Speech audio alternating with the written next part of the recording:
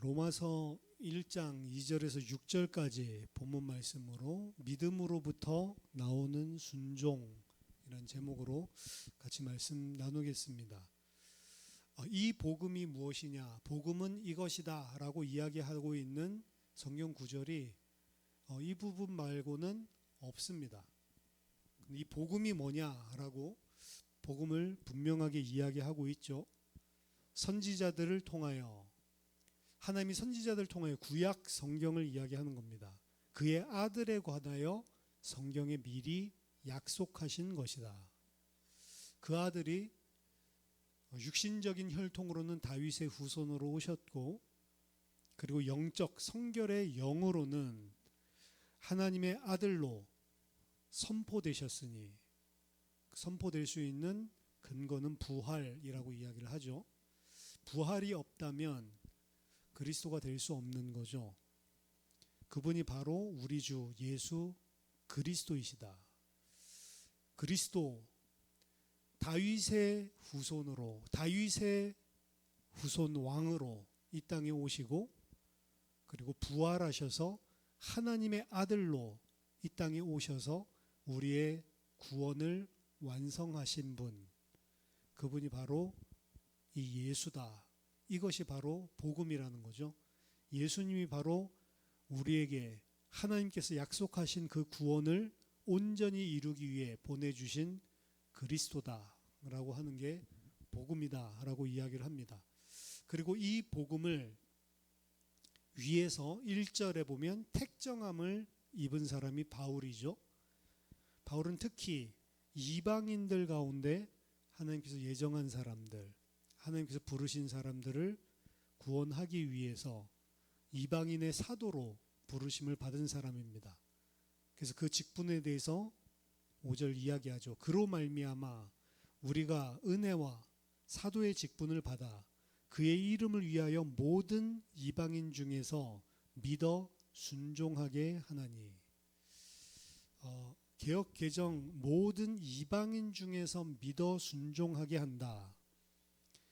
NIV에 보면 이 부분을 좀 더 정확하게 번역을 하고 있는데, call people, 사람을 부른다 라고 하는 거죠. 어디에서 부르냐?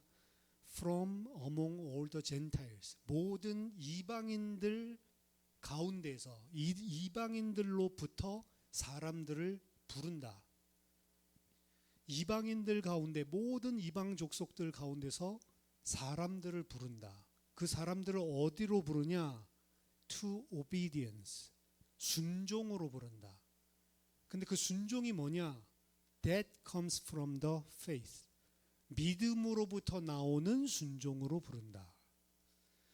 이방인들을 순종하라고 부르는데 그 순종은 어디에서 나오는 순종이냐? 믿음으로부터 나오는 순종이다. 결국 복음이라고 하는 것은 우리를 하나님께 순종하도록 다시 회복시키고 하나님 앞에 순종하도록 우리를 불러내는 것입니다. 그럼 우리는 어디에 있었냐? 불순종의 아들들, 불순종의 영으로 우리는 있었다는 거죠. 불순종 가운데 하나님의 원수된 그 자리에서 우리를 불러내서 하나님께 순종하게 만드는 것입니다. 근데 그 순종이 어디에서부터 나오냐? 믿음으로부터 나온다라고 이야기를 하는 겁니다. 그러니까 예수를 믿어서 천국에 간다, 이게 아닙니다. 예수를 믿는다는 의미는 예수님께서, 그리고 하나님께서 나에게 베풀어 주신 그 은혜에 감동하고 그것을 알았을 때 이제 더 이상 하나님을 대적하고 하나님을 배반하는 그 자리, 그 죄의 자리에 있지 않고, 불순종의 자리에 있지 않고 그 은혜를 깨달았을 때 이제는 하나님께 순종하는, 믿음으로부터 그래서 나오는 순종이죠. 이제는 다시는 하나님께 불신앙하지 않고 불순종하지 않고 순종하는 아들로 내가 살겠습니다. 돌아오는 게 바로 복음이고 그게 생명이라고 하는 겁니다. 생명은 우리가 영원히 사는 것이 생명이 아니고 하나님과 온전히 회복된 관계로 영원히 사는 것, 그게 생명인데, 하나님과 우리 피조물이 온전히 회복된 관계란 하나님이 창조주시고 나는 피조물이고 하나님이 주권자시고 나는 거기에 순종하는 종이고, 이 부분이 분명하게 돼야 되는데, 우리가 불순종 가운데 있다라고 하는 것, 하나님을 대적하고 있다라고 하는 것은 하나님과 상관없이 내가 주인 돼서 살아가는 것이거든요. 그래서 이 복음은 로마서에서 불신자들을 위해서 로마서를 쓴 게 아닙니다. 예수를 믿는 자들을 위해서 쓴 거예요. 사실 서신서들, 바울의 13권의 서신서 포함해서 신약 성경에 있는 모든 서신서, 편지들은 신자들에게 쓴 거예요. 복음은 예수 안 믿는 불신자에게만 필요한 것이 아니고 예수 믿는 성도들에게도 신앙생활을 하고 하나님의 백성으로 성장하기 위해서 가장 항상 필요한 것이 복음입니다. 예수 믿고 생명 얻을 때만 필요한 게 아니고 예수 믿고 나서도 죽을 때까지 우리가 필요한 게 복음입니다. 왜? 복음은 어떻게 하냐? 불순종 가운데 있던 우리를 믿음으로 말미암아 순종하는 아들로 변화시키고 그 하나님의 뜻에 맞게 우리를 어떻게 보면 바르게 교정하고 우리를 세워주기 때문에 그렇습니다. 그래서 그것이 구원이죠. 따라서 복음을 잘못 이해해서 예수 믿으면 천국까지 이런 식으로 이해를 하니까 구원파식의 그런 잘못된 사상들이 나오는 것입니다. 예수를 믿는데도 불구하고, 믿는다라고 말은 하면서도 불구하고 믿는 게 아닌 것이죠. 그래서 복음은 본질이 무엇인지, 복음이 무엇인지를 평생에 걸쳐서 깊이 있게 항상 묵상하고 생각해야 됩니다.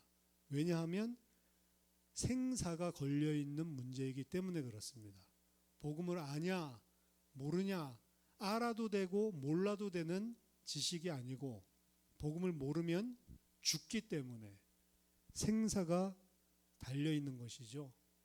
예수님께서 이 땅에 왜 오셨는지, 이 땅에 오셔서 나를 위해 무엇을 이루어 놓으셨는지, 그리고 그 나를 어떻게 회복하려고 하시는지 명확하게 복음을 이해하고 깊이 생각해야 된다는 것입니다. 결국 이 땅에는 두 종류의 사람이 궁극적으로 있게 됩니다. 남자 여자가 아니고요. 죽은 후에 천국에서 말할 수 없는 엄청난 영광으로 하나님 앞에 서게 될 하나님의 백성들, 그리고 하나님을 대적한 마귀로 음부에서, 지옥에서 영원한 형벌을 받을 자. 사실은 이 땅에 많은 사람이 있지만 결국엔 그 두 개로 궁극적으로 나뉘게 되는 것이죠.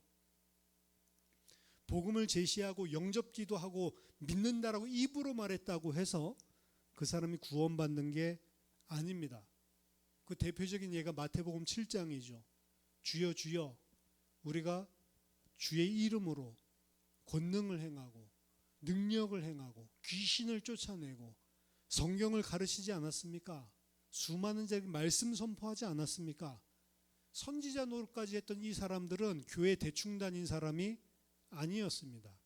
어떻게 보면 교회 안에서 리더십의 자리에 있는 사람들이에요.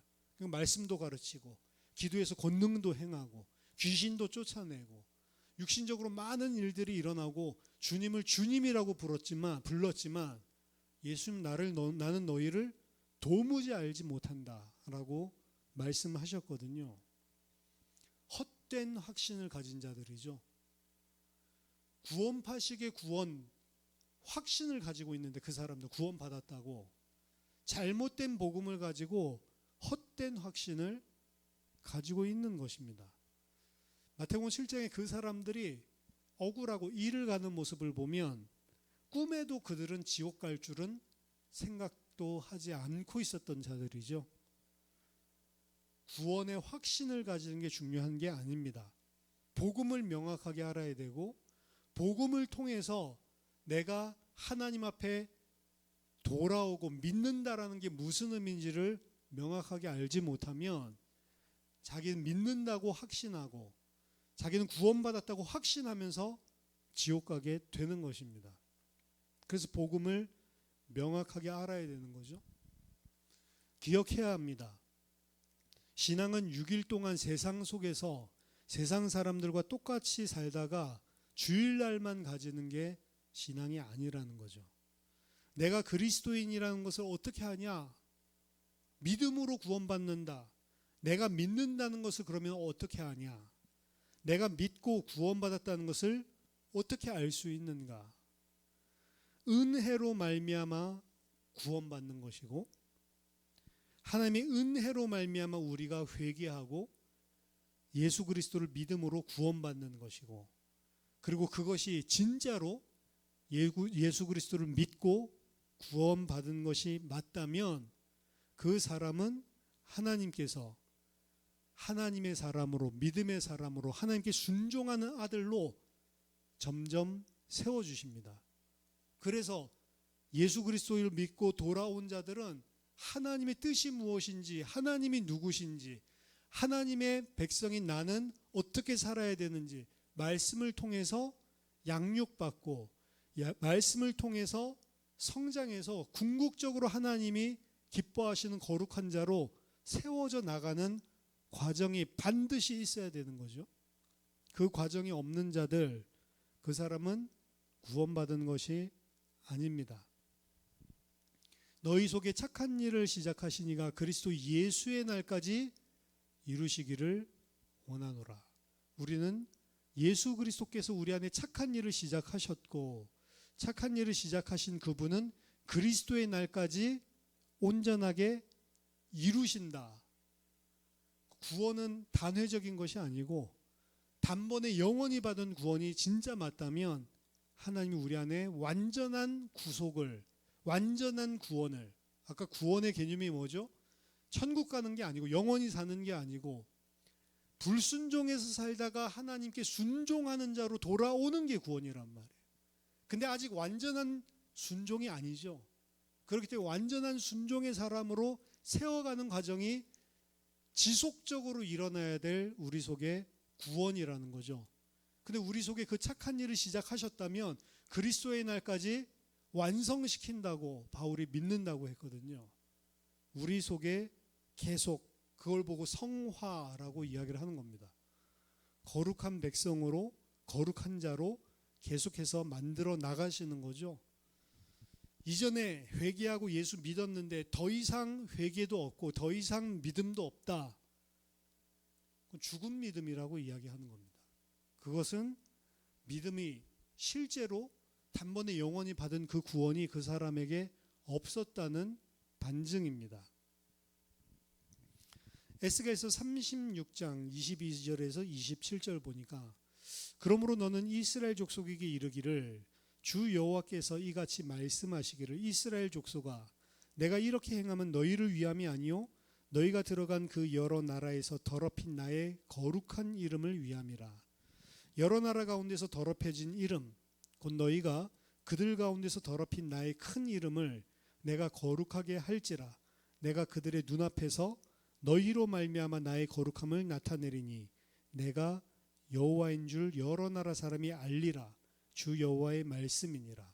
이스라엘 백성들이 여러 나라에 흩어져서 여호와의 이름이 더럽혀졌다라고 이야기를 하거든요. 그리고 그 더럽혀진 나의 이름을 내가 다시 그들 앞에 영광스러운 이름으로 다시 그들에게 보여줄 것이다. 너희들을 위해서 내가 이 구원을 행하는 것이 아니고 너희가 더럽혀진 나의 이름을 위해서 내가 너희에게 구원을 행하겠다.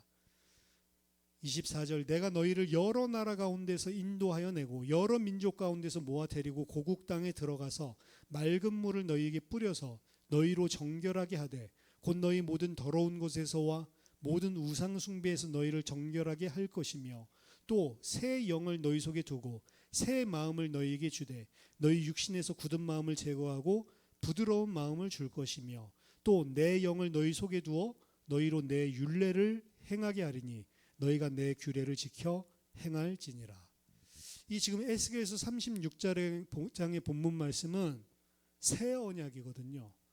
이전에 출애굽 때 줬었던 모세 언약이 아니고 앞으로 내가 이제 바벨론으로 애굽으로 포로로 끌려간 너희들을 다시 회복하게 될 때, 그때를 이야기하는 것입니다. 그 새 언약, 미래의 그리스도를 보내서 이루실 새 언약입니다. 그때 일어나는 가장 특징이 뭐냐? 더 이상 돌판에 하나님의 말씀을 새기는 것이 아니고 하나님의 백성의 마음 속에 내 영을 너희 속에 두고 새 마음을 너희에게 주겠다. 내 영을 너희 속에 두어서 너희 속에서 내 율례를 지키도록 내가 만들겠다. 주권이 어디 있냐면 율례를 내가 지키는 게 아니고 내 안에 있는 영이 나를 그 하나님의 율례를 지키는 자로 만들어준다. 그게 새 영이고 새 마음입니다. 이게 새 언약이에요. 더 이상 아브라함의 자손이기 때문에 혈통적으로 하나님의 백성 이스라엘이 아니라 하나님께서 새 영을 주시고 새 마음을, 그 말씀을 그 마음판에 새겨주셔서 아브라함이 가졌던 그 믿음의 행위를 행하는 자, 그 사람이 하나님의 백성이 된다는 거죠. 이것은 너희를 위한 것이 아니고 더럽힌 나의 이름을 다시 회복하기 위해서 내가 앞으로 행할 일이다. 그래서 우리가 구원을 받았다라고 하는 것, 그리고 하나님의 백성으로 끝까지 구원을 이루어가는 것, 사실은 모든 주도권이 나에게 있는 것이 아니라 하나님의 손에 있다라고 이야기를 하고 있습니다. 그래서 이게 복음이에요. 나에게 주도권이 있다고 하면 내가 기분 좋을 때는 막 믿음으로 할 수 있지만 내가 또 컨디션 안 좋고 기분 나쁠 때에는 또 완전히 불순종으로 낙심해서 불신앙으로 무너질 수가 있는 거거든요. 근데 나의 기복에 따른 것이 아니고 내가 너희 속에 새 영을 주고 새 마음을 줘서 내 이름을 위해서 내가 반드시 너희를 거룩하게 만들어내겠다. 하나님의 주권적인 의지가 담겨 있는 게 구원이라는 거죠. 우리에게 맡겨놓으신 게 아니고 하나님이 이루시겠다라고 약속하신 것입니다. 그것을 아는 자들, 그 은혜를 아는 자들, 사실은 은혜로 말미암아서 하나님을 기쁘시게 하는 삶으로 조금씩 변화되고 성장하는 거죠. 하지만 오늘날의 기독교인들, 사실은 구원받았다라고도 이야기하면서 이 세상 속에서 하나님의 거룩한 이름을 나타내는 것이 아니라 마치 구약의 이스라엘처럼 하나님의 이름을 또다시 더럽히고 있습니다. 그래서 기독교라고 하는 개독교라고 이야기할 정도로, 그럼 뭔가 문제가 있는 것이죠. 구원받았다라고 주장하고 있지만 구원받지 않았기 때문에 그런 일들이 교회라고 하는 명목으로 일어나는 겁니다. 교인이라고 하는 명목으로 일어나는 거예요. 수많은 사람들이 교회에 왔다가 낙심한 자들이 많은데요. 대한민국에 그래도 왕년에 교회 몇 번 안 나가본 사람이 없거든요. 근데 그 사람들이 다니다가 믿음이 없어서 당연히 그만뒀겠지만 상처받고 그리고 낙심하고 사람들 때문에, 하나님은 좋은데 사람들 때문에 교회 못 다니겠다. 그래서 진짜로 믿음이 없는 사람도 아니고 믿음이 있는데도 불구하고 가나안 성도라고 하는 기묘한 이런 이 현상이 일어났습니다. 예수는 믿는데 교회 가기는 싫다. 하나님은 믿는데 교회 가기는 싫다. 교회 가면 힘들다는 거죠. 왜? 사람들 때문에. 어떻게 저런 사람이 목사를 하고 어떻게 저런 사람이 장로를 하고 시험돼서 못 나가겠다는 거죠. 그래서 가나안, 거꾸로 하면 안 나가 교인들이 많다는 겁니다. 이런 사람들이 어떻게 보면 우리나라 교회에 지금 문제가 무엇인지를, 그 사람들 잘했다는 것이 아니고 문제가 무엇인지를 보여주는 것입니다. 그런데도 불구하고 듣기에 쓴소리는 듣기 싫어하는 거죠. 세상의 것들 다 내려놓고 나를 부인하고 그리스도 쫓아가야 된다, 이런 말은 싫은 거죠. 일주일 동안 세상 속에서 고생하다가 왔는데 교회라도 왔으면 좀 위로해주고 사랑해주고 하나님이 성공하게 해주신다, 이런 이야기, 힘나는 이야기를 듣고 싶은데 그런 힘나는 이야기가 아니고 하나님의 뜻에 순종하면서 살았냐, 세상에 어떻게 보면 하나님이 아닌 만몬을 섬기다가 온 거 아니냐, 이런 소리 들으면 안 그래도 만몬 섬기다 왔는데 짜증나는 거죠. 그러니까 점점 더 그런 소리를 안 합니다. 그래서 예수님이 거짓 선지자들은 그들 사람들이 들었을 때 전부 다 좋아하는 소리만 하고, 결국에 거짓 선지자의 특징은 모든 사람이 그 사람들을 좋아한다. 거짓 선지자는 사람들의 귀에 들릴 만한 이야기를 하니까, 사람들이 듣고 싶어하는 이야기만 해주니까. 근데 진짜 선지자는 듣기 싫은 이야기만 하거든요. 그러니까 뭐 이사야라든지 뭐 이런 사람들, 엘리야라든지 이런 사람들, 그 인간은 맨날 내가 싫어하는 이야기만 한다고 아예 왕이 물어보지를 않습니다. 왜? 그한테 이야기를 하면 틀림없이 내가 싫어하는 이야기를 하니까. 그럼 주변에는 자기 좋아하는 말만 해주는 선지자들이 있어요. 그게 왕궁의 가장 중앙 센터를 차지하고 있는 템플 프로핏이라고 하죠. 성전 선지자들. 그 사람도 왕 주변에서 모사같이 이번에 이렇게 하면 될 겁니다, 무조건 하고 된대. 근데 하나님은 그 거짓 선지자들을 통해서 왕을 꼬셔서 전장에 나가서 죽게 만들려고 지금 하고 있거든. 근데 모르는 거, 죽을 줄 모르고 그 말 쫓아가려고 하는 거죠. 나가면 안 됩니다, 이런 말 하면 안 되니까. 나가면 안 됩니다, 이 말을 진짜 선지자가 했더니 나가도 이길 것입니다 이렇게 이야기했더니 허투루 하는 소리인 줄, 거짓말하지 말, 네가 내가 좋아하는 말을 할 리가 없다, 이 정도로 항상 쓴소리만 한단 말이에요. 그러니까 듣고 싶겠습니까? 듣고 싶지 않은 것이죠. 그리스도인으로서 서로 성도들을 섬기고 한 지체들을 섬기고 성도의 교제를 하는데도 우리 대학 청년들 이번 주에 같이 그 보네포의 그 책을 같이 계속 살펴보고 있는데, 말씀으로 섬기는 것이 가장 궁극적이고 가장 최종적인 섬김이지만, 말씀으로 섬기기 이전에는 먼저 앞에서 그 성도들을 섬기고 헌신하고 그들의 말을 들어주고 그들을 이해할 수 있는 그 삶이 뒤따라줘야 된다. 그런 선행 작업이 없는 상태에서 말씀을 주는 게 말씀이 안 들어간다는 거죠. 진짜 말씀으로 섬기려면 그 사람을 어떻게 보면 종으로 섬기고 그 사람을 이해해주고 그 사람이 필요한 것들을 도와주고 그 사람이 하는 말을 끊지 말고, 틀린 말 한다고 해서 끊지 말고 다 청종해주고 경청할 수 있는 섬김이 있어야 그 이후에 말씀으로 섬길 수가 있다는 거죠.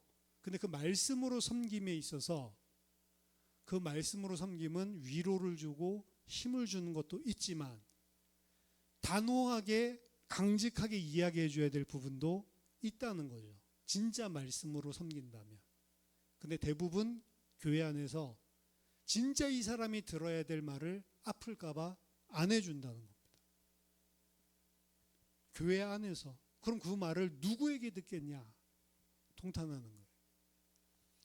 말씀이라고 하는 것은 우리가 죄가 없으면 힘주고 능력 주고 축복해 주고 이런 말씀만 해도 괜찮은데, 우리가 죄가 있다라고 한다면 말씀은 우리를 찔러야 돼요, 사실은. 그래서 그 말씀으로 섬길 때 가장 먼저 기억해야 될 게, 내 앞에 있는 이 성도, 이 지체, 이 형제는 죄인이다, 철저한 죄인이다 라는 사실을 알아야만 말씀으로 섬길 수 있다라는 것입니다. 참 아이러니하죠. 하지만 그것은 그 사람을 판단하고 비판하는 것이 아니고, 그가 그리스도 안에서 귀한 하나님의 자녀임에도 불구하고 인간의 본질이 그렇기 때문에, 그럼 그것을 알고 있어야 진짜 말씀으로 섬길 수 있다는 거죠. 하나님의 백성이 들어야 될 말씀을 못 듣고 있다. 그리고 귀를 닫고 있다.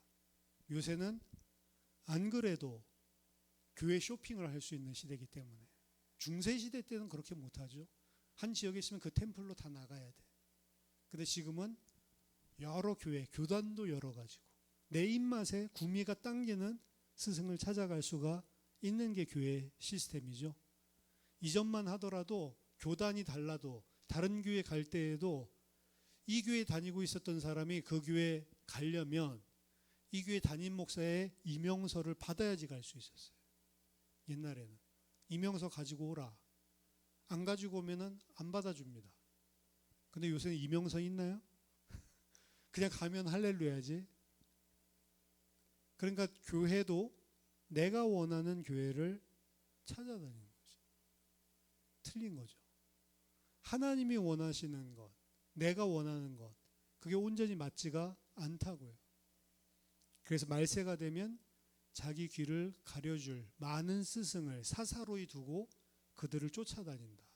그리고 그들의 말씀을 들으면서 그게 말씀을 공부하고 말씀으로 자라나고 있다고 착각을 하는 겁니다. 하나님께서는 진짜 구원받은 백성을 가만히 두지 않으신다. 성경 말씀은 하나님의 성령으로 감동된 것으로 바르게 하고 책망하고 의로 교육하기에 유익하다라고 이야기를 합니다. 우리를 책망하는 말씀, 우리를 바른 의로 세우기 위한 말씀인 것이지 내가 좋아하는 것, 원하는 것만 주는 게 아니란 말이에요. 물론 이 안에서 힘도 얻을 수 있고 위로도 얻을 수 있죠. 미래의 소망도 가질 수 있죠. 근데 그 힘과 능력과 소망이 내가 하나님의 자녀답게 세워지지 않는다면 내 것이 될 수 없는 것도 분명한 것입니다. 히브리서 12장 14절에서는 모든 사람과 더불어 화평함과 거룩함을 따르라. 이것이 없이는 아무도 주를 보지 못하리라. 예수 믿는 사람들에게 이야기하는 것입니다. 너희들이 진짜 예수 믿냐? 진짜 하나님 백성이 맞냐? 그렇다면 모든 사람과 화평하고 거룩함을 따르라. 이것이 없이는 그 누구도 주를 보지 못할 것이다. 그렇게 사는 게 믿는 사람이에요. 그런 신앙이 살아있는 믿음이에요. 그런 기준이 없으니까 이렇게 살아도 괜찮고 저렇게 살아도 괜찮다고 착각하고 방종하게 되는 것입니다. 정말로 그리스도를 믿었다면 하나님은 우리 안에 반드시 거룩함을 이루어 가십니다. 그 일이 없다면 그 누구도 주를 보지 못하리라. 거룩함을 이루라. 그것은 세상과 구별됐다라고 하는 이야기입니다. 세상과 구별된 자, 주일에도 이야기했죠. 경계표를 옮기지 않는 자, 세상과 확실하게 경계표를 짓고 타협하지 않는 자. 근데 마태복음 6장 24절에서는 세상을 택하든지 하나님을 택하든지 세상을 섬기든지 하나님을 섬기든지 둘 중 하나만 섬기는 것이지 양다리는 없다라고 이야기합니다. 누구든지 만몬을 섬기면서 동시에 하나님을 섬길 수 없다라고 예수님께서 말씀하시죠. 세상을 잡고 하나님을 놓든지 하나님을 잡고 세상을 놓든지 둘 중에 하나라는 것입니다. 그런데 오늘날은 둘 다 붙잡고 살아갈 수 있는 것처럼 번영신학이 들어오고 둘 다 붙잡고 살아갈 수 있는 것처럼 변질된 신앙이 교회를 장악했습니다. 그게 번영신학이죠. 어찌 보면 하나님을 대적하는 독재 권력 아래에 있는 북한에서 믿는 사람이 더 바른 신앙을 가질 수 있을지 모릅니다.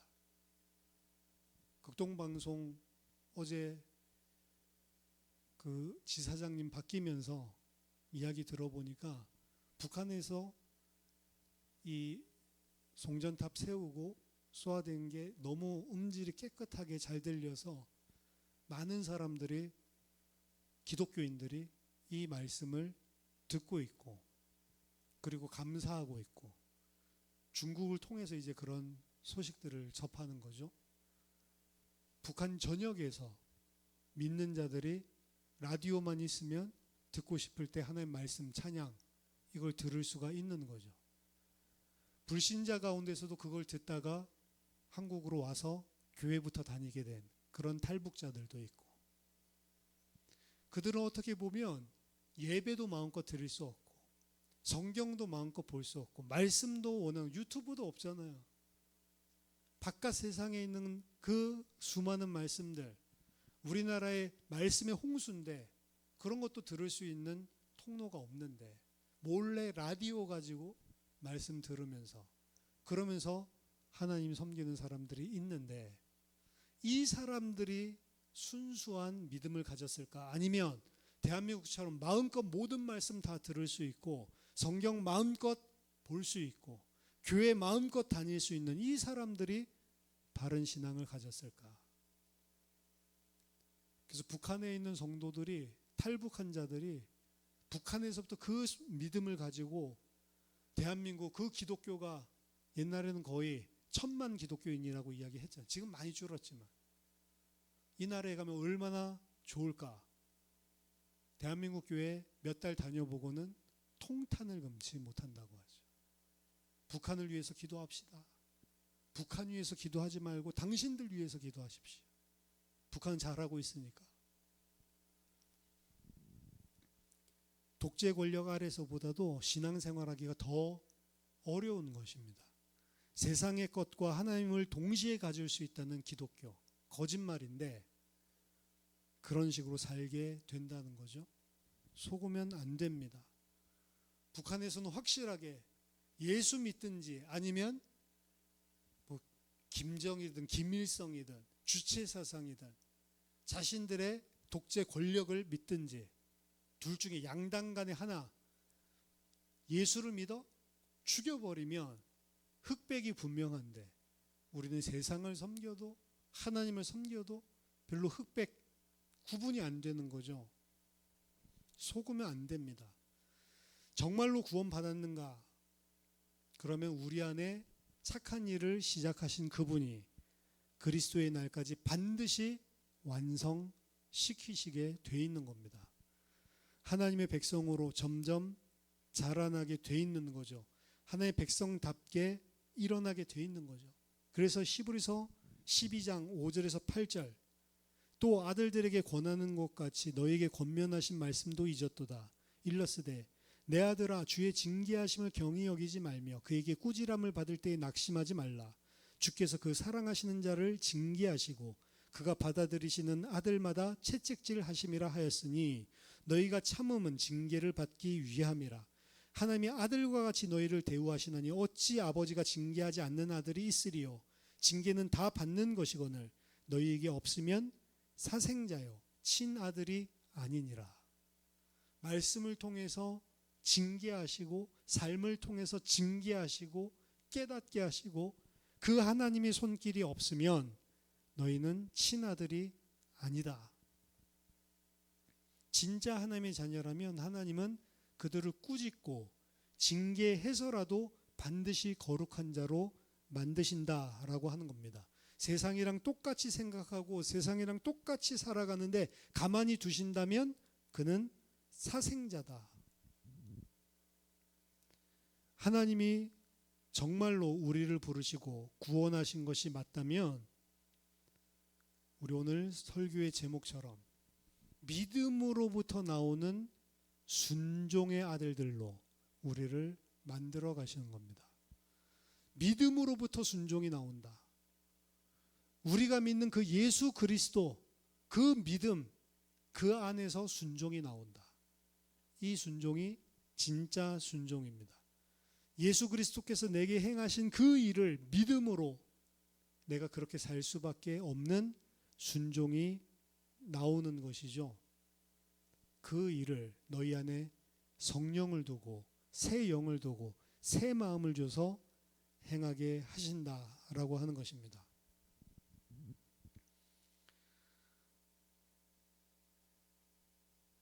어떻게 보면 교회를 열심히 다니는 것, 그것보다 더 중요한 것은 내 일상의 삶입니다.